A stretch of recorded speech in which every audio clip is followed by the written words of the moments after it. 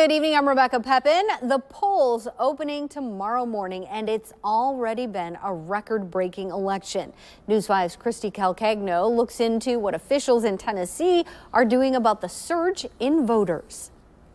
The polls open at 8 a.m. here in Sullivan County on Election Day, but officials tell me that more than half of the registered voters here in Tennessee have already cast their ballot. I spoke to state and local officials about this record-breaking turnout. Running an election is kind of like running the Red Cross. You've got to be prepared for the fire, the flood, the tornado. More than 2.3 million Tennesseans have already cast their ballot. That's 51% of registered voters. In Sullivan County, about 55,000 people have already voted. Put that in perspective, our record turnout for any election was set in 2016, November 2016.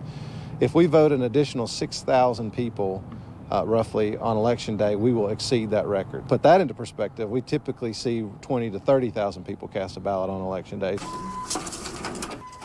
Election officials in Virginia have been working to process those early ballots. But in Tennessee, early and absentee ballots cannot be tallied until Election Day. Do you think election officials are prepared to process the record number of early voting and absentee ballots on top of all of the in-person votes cast on Election Day? We want to make sure every legal vote is counted.